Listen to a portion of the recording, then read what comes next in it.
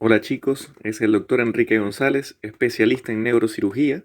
Espero estén disfrutando de este curso de anatomía y les traigo esto que vamos a hablar un poquito de traumatismo craneoencefálico y su repercusión en los pares craneales. Bien, definimos el traumatismo craneoencefálico, según la National Head Injury Foundation, como todo daño al cerebro de naturaleza no degenerativa causado por una fuerza externa que puede producir una disminución o alteración del estado de conciencia, dando como resultado un deterioro del funcionamiento de las capacidades o funciones cognitivas y físicas también del paciente.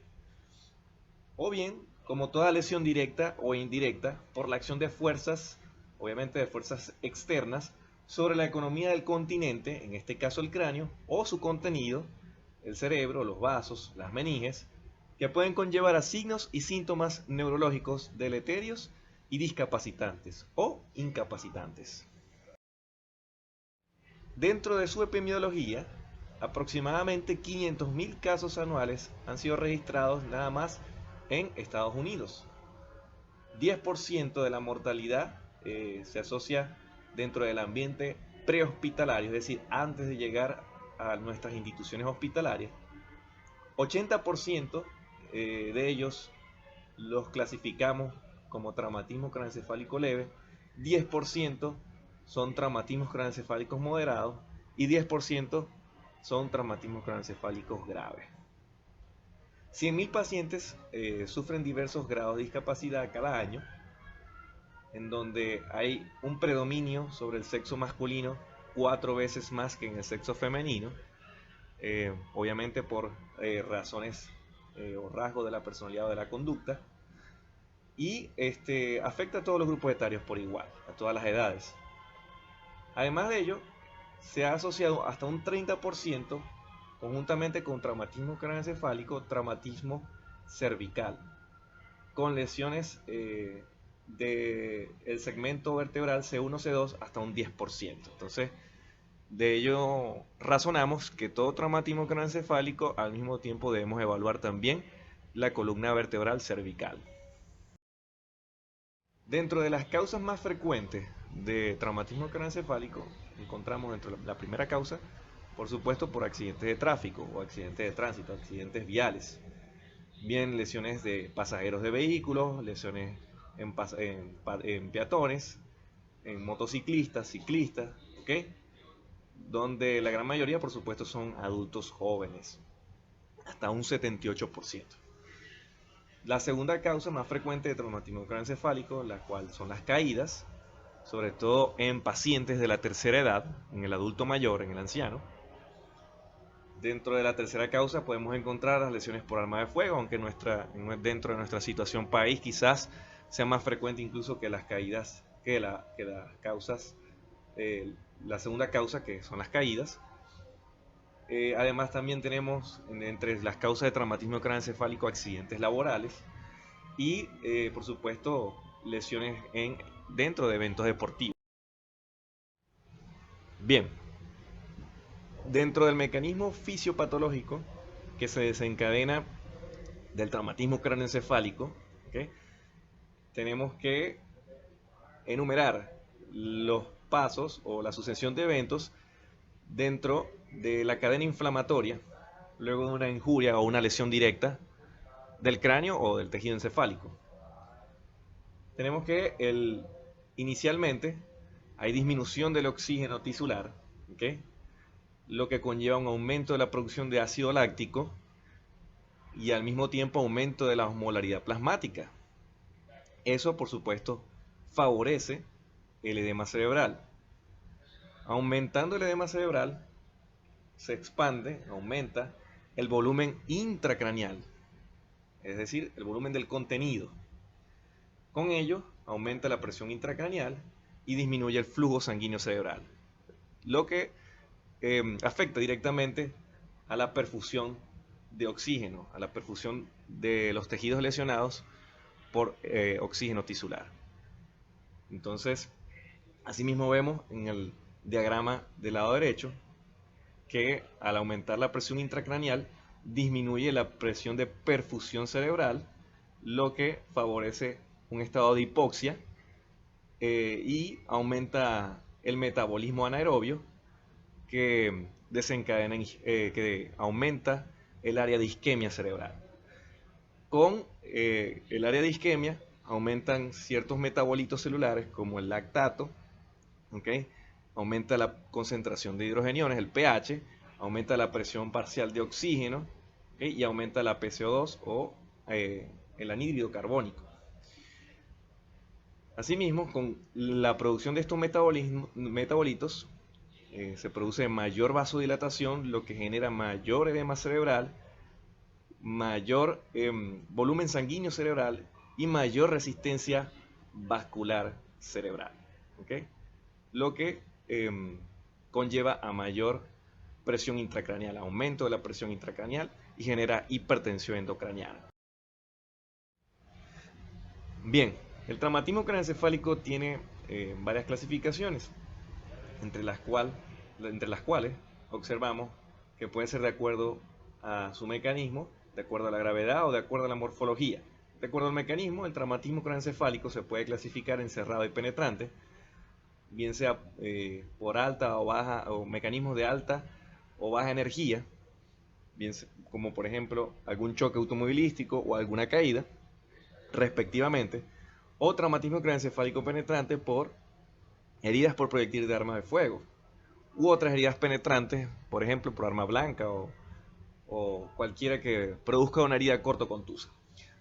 Asimismo, también tenemos traumatismo craneoencefálico de acuerdo a la gravedad en leve, moderado y severo, y va relacionado con la escala, con el score de la escala de Glasgow, el puntaje de la escala de Glasgow, en donde traumatismos craneoencefálicos con puntaje de 14 a 15 en la escala de Glasgow lo clasificamos como leve, entre 9 y 13 puntos como moderado y entre 3 y 8 puntos como traumatismo craneoencefálico grave o severo. De acuerdo a la morfología, tenemos que el traumatismo craneoencefálico se presentan fracturas de cráneo que pueden ser de la bóveda craneal o de la base del cráneo, donde se encuentran fracturas lineales o estrelladas, fracturas deprimidas o hundidas, o no deprimidas o no hundidas, fracturas abiertas o cerradas, como ya lo vimos, con una solución de continuidad en los tejidos blandos, en la piel, o cerradas si no hay esa solución de continuidad, no hay ninguna herida. Fracturas con o sin fuga, sin fístula de líquido cefalorraquídeo, cuando hay pérdida de líquido cefalorraquídeo, donde la dura madre está abierta, las meninges están abiertas, perdón, la dura madre y la aracnoide, y vemos que hay salida de líquido cefalorraquídeo a través de la herida, a través de la fractura del cráneo. Y con o sin lesión o parálisis del séptimo par, el séptimo nervio craneal, que es el nervio facial. Además tenemos también lesiones intracraneales que pueden ser focales o difusas, donde las focales encontramos los hematomas epidurales o las hemorragias epidurales que se encuentran superficial a la dura madre, la meninge más superficial o más externa, hematomas subdurales cuando se trata de colecciones hemáticas entre la dura madre y la aracnoides, hematomas intracerebrales cuando se encuentran dentro del parénquima cerebral, y lesiones difusas como son la concusión leve, la concusión clásica y el daño o lesión axonal difusa. Aquí estamos hablando de no una lesión o un hematoma focal, sino de lesión difusa de los axones, de todos los tractos nerviosos.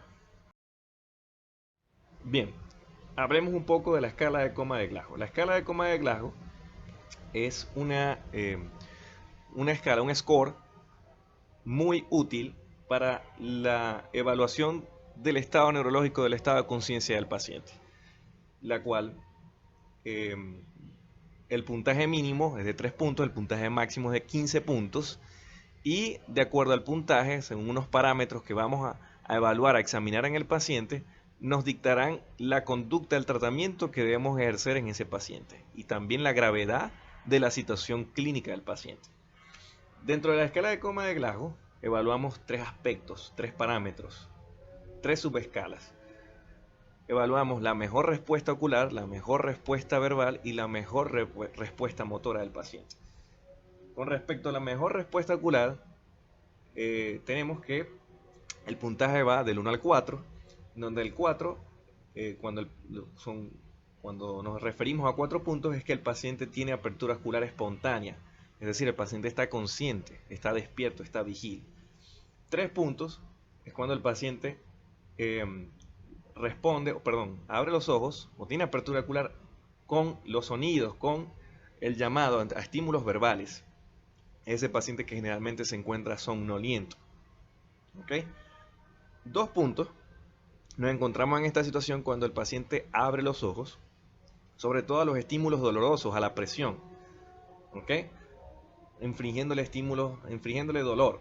Entonces el paciente abre los ojos, estaríamos hablando de 2 puntos. Generalmente estos pacientes ya están cercanos al estupor. Y finalmente los pacientes, cuando no tienen ningún tipo de apertura ocular, lo puntuamos como 1 punto. Generalmente es un paciente que ya está en coma.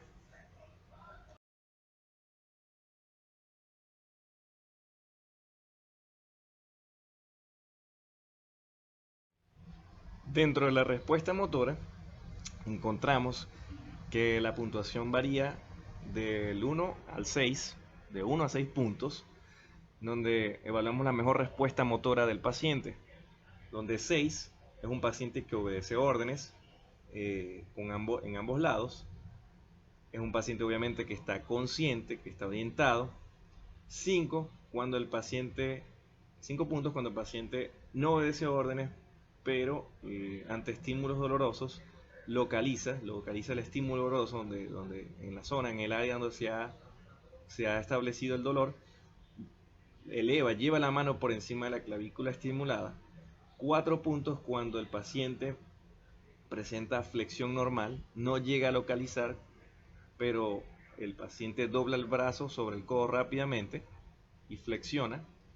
Es generalmente un paciente que está en situación de somnolencia o estupor. 3 puntos cuando el paciente presenta una flexión anormal, de la cual ya vamos a hablar en la siguiente lámina, o respuesta en descerebración. Ya hablaremos en la siguiente lámina para detallar más esa posición, esa rigidez. 2 puntos cuando el paciente presenta una respuesta en extensión anormal o respuesta en descerebración, la cual también mencionaremos en la siguiente lámina, explicaremos en la siguiente lámina. Y 1 punto cuando el paciente no tiene ningún tipo de respuesta, no hay movimiento ni en los brazos ni en las piernas.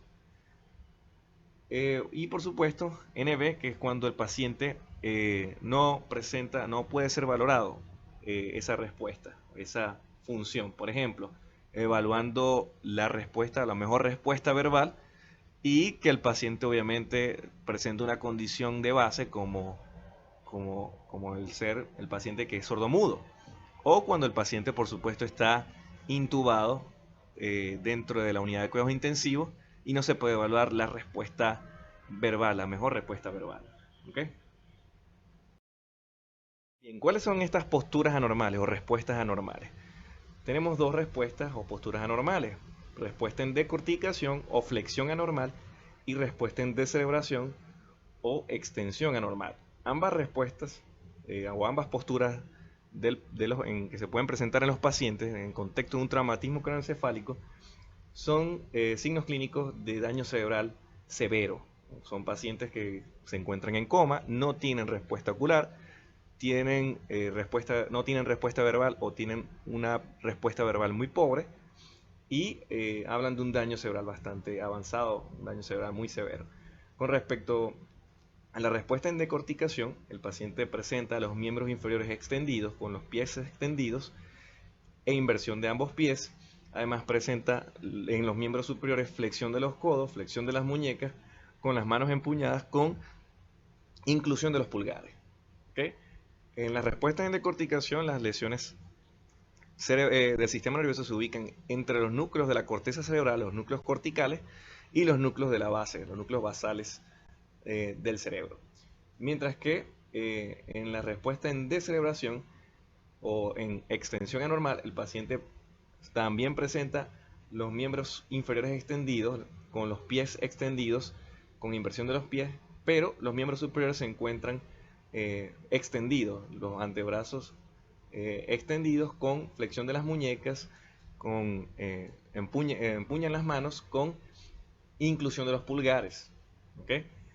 Aquí la lesión ya no se encuentra entre los núcleos de la corteza cerebral, de la sustancia gris, y los núcleos basales, o los núcleos de la base, sino por debajo de los núcleos de la base. Es una lesión todavía más avanzada, un paciente con un daño mayor. ¿Ok?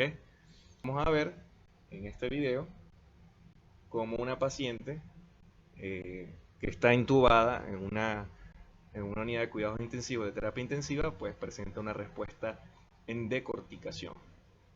Como bien vemos, ante estímulo doloroso se le inflige dolor en el esternón y la paciente presenta la flexión anormal en los miembros superiores. Lo volvemos a repetir.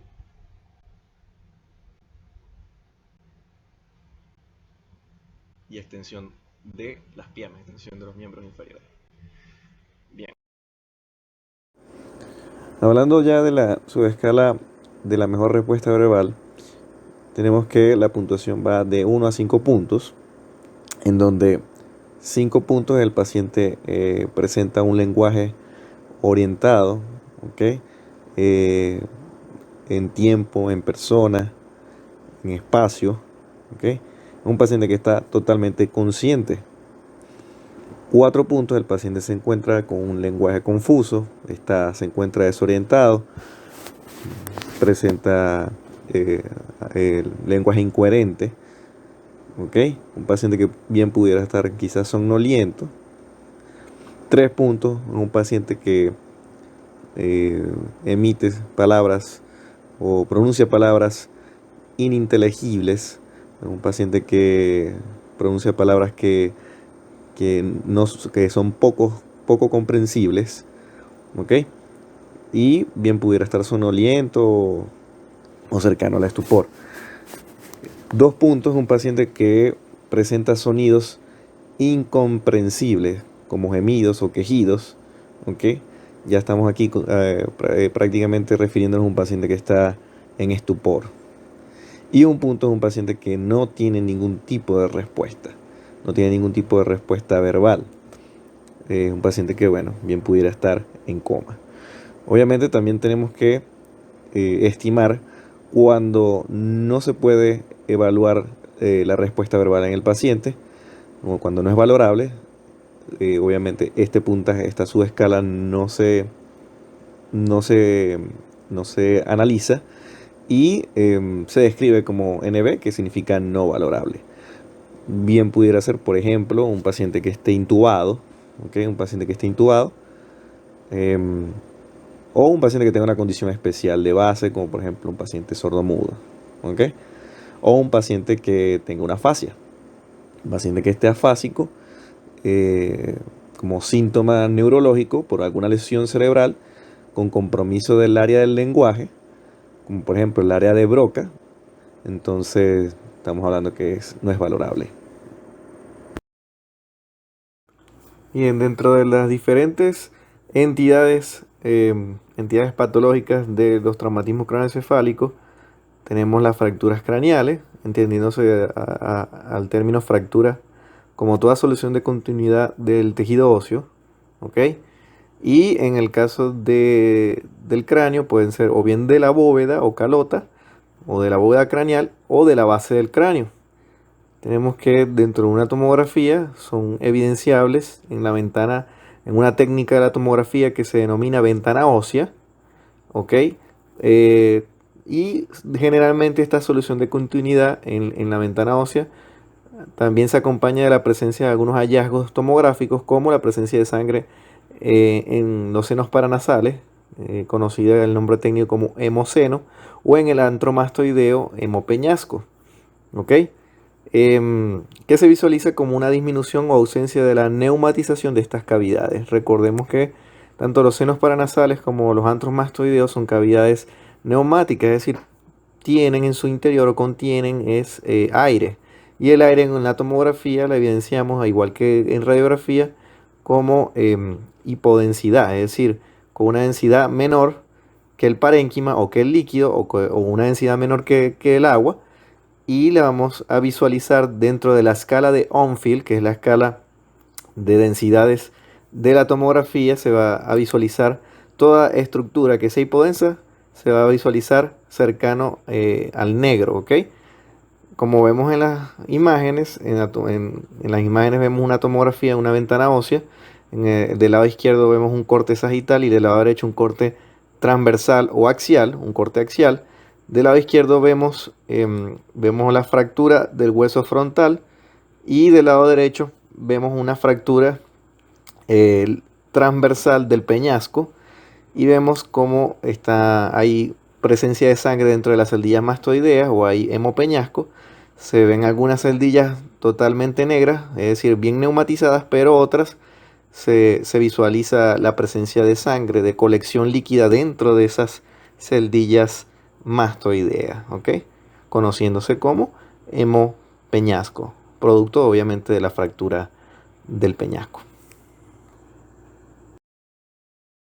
Cuando estudiamos y analizamos a los pacientes con traumatismo craneoencefálico y con sospecha de fractura, tenemos que tener presente y recordar los signos clínicos de fractura de base de cráneo. Recordamos en anatomía que tenemos que la base del cráneo se divide en tres fosas, una fosa anterior, una fosa media y una fosa posterior, la cual está delimitada por dos líneas horizontales o transversales, una más anterior que pasa por las alas menores del efenoides y por los arcos cigomáticos, y una más posterior que pasa por el borde superior de los peñascos y ambos vértices de los peñascos, delimitando la fosa y separando la fosa media de la fosa posterior. Y así tenemos fosa anterior, fosa media y fosa posterior. Con respecto a los signos clínicos que vamos a ver a continuación, los visualizamos en pacientes con fracturas de la base del cráneo de fosa anterior y de fosa media.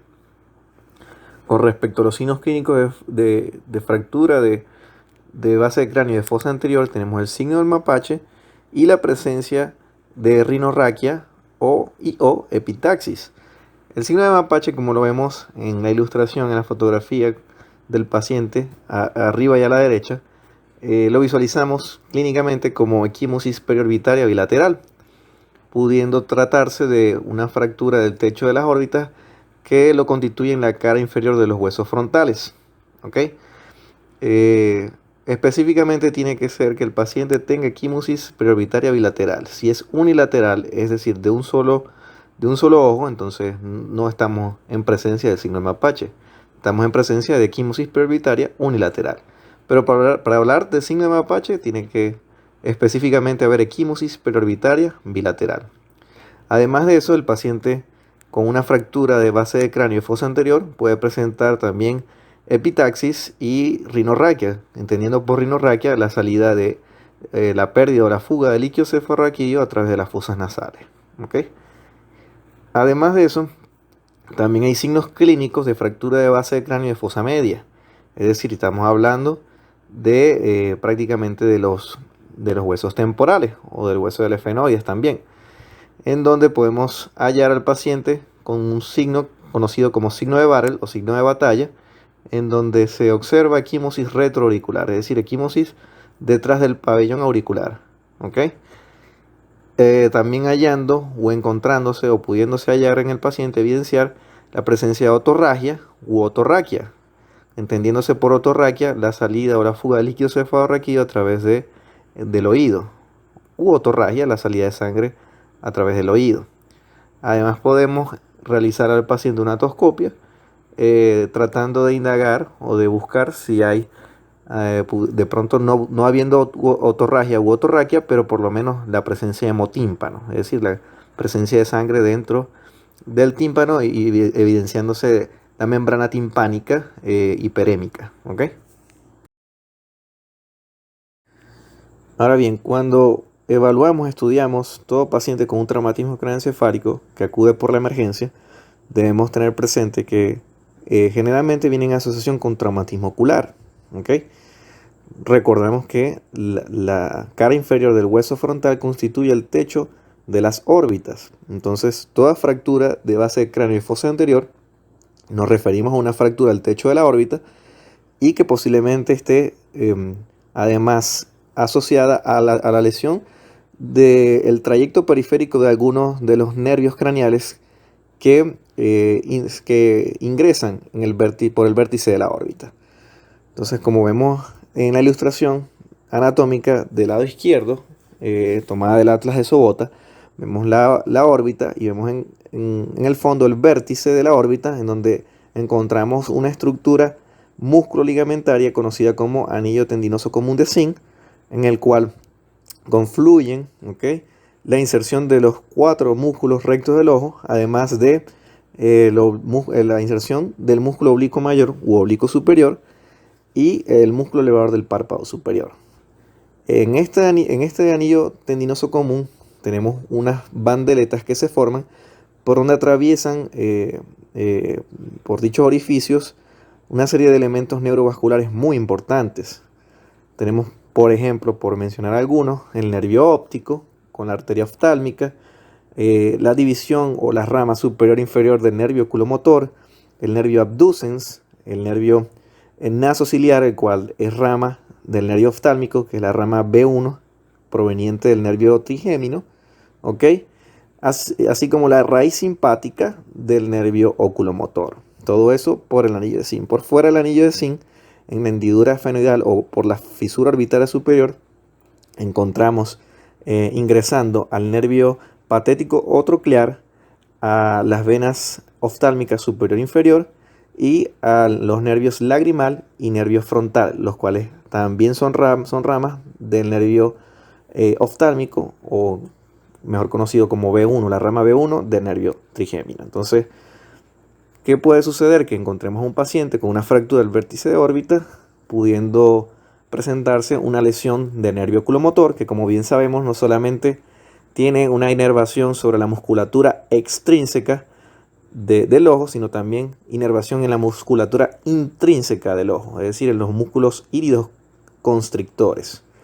Como vemos en la fotografía del paciente que está a la derecha, arriba, vemos que el paciente tiene una midriasis unilateral del ojo derecho, o una pupila paralítica, una pupila midriática del ojo derecho del paciente. Ok, nosotros lo vemos de frente en la computadora del lado izquierdo, pero es el ojo derecho del paciente, produciéndose una anisocoria. Una anisocoria es una desigualdad en el diámetro de ambas pupilas. ¿Ok? Entonces, pudiéramos encontrarnos un paciente con esa lesión. También podemos encontrarnos un paciente con una lesión del nervio oculomotor, como la vemos en el paciente del lado derecho, en la fotografía del lado derecho, que está inferior, un paciente ya mayor, y pudiendo presentarse un estrabismo convergente, ¿ok? En donde en este caso vemos una parálisis de la mirada del ojo izquierdo del paciente. Nosotros vemos del lado derecho, pero es el ojo izquierdo del paciente. Vemos una parálisis de la mirada en posición primaria, es decir, vemos al ojo en la posición primaria, ¿ok? Entonces, bueno, eso es a tener en cuenta. Bien, como hablamos o mencionamos en la diapositiva anterior, hablamos de las fracturas orbitarias. Aquí tenemos del lado izquierdo, la ilustración del lado izquierdo, vemos una tomografía craneal, vemos la reconstrucción 3D, la reconstrucción tridimensional de la ventana ósea o de la fase ósea. Vemos una fractura bastante extensa, no solamente de la bóveda craneal, sino también del techo de la órbita, y que se extiende hasta los huesos nasales o huesos propios de la nariz. Incluso se extiende hasta el hueso lagrimal o hueso unguis del lado contrario, del lado contralateral. Se pudiera describir como una fractura fronto-naso-orbitaria, ¿ok? Además vemos del lado derecho, vemos la fotografía de la clínica del paciente, donde vemos el importante edema que tienen los tejidos blandos, incluso que limita la apertura palpebral. Vemos que hay equimosis periorbitaria unilateral. Vemos que además hay bastante hiperemia conjuntival, hay equimosis conjuntival, bastante enrojecimiento propio del traumatismo ocular. También vemos en la imagen, la fotografía de la tomografía que se ve inferior, del lado derecho, vemos un corte transversal o axial, un corte axial de una tomografía craneal.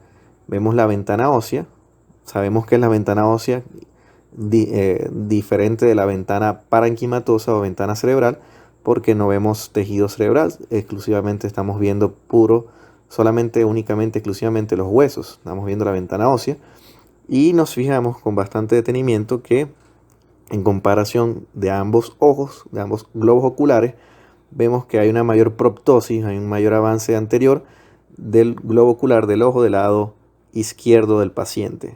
De frente a nosotros, a la computadora, lo vemos del lado derecho, pero cuando visualizamos una tomografía, las imágenes son en espejo. Entonces, lo que es para el examinador del lado derecho, en este caso, en el estudio, en el paciente, es del lado izquierdo. Vemos el ojo del lado izquierdo con bastante proptosis. Hablamos de proptosis ocular. Vemos además la presencia de una densidad de aire dentro de la órbita. Vemos una hipodensidad, ¿ok? Dentro de la órbita, alrededor del nervio óptico. Eso lo conocemos en tomografía como enfisema orbitario, ¿ok? Producto del mismo traumatismo ocular. Y además vemos bastante inflamación de los tejidos periorbitarios, los tejidos blandos, sobre todo en la región temporal. Vemos también como hay enfisema subcutáneo, la presencia de aire por debajo de la piel y de tejido celular subcutáneo, ¿ok?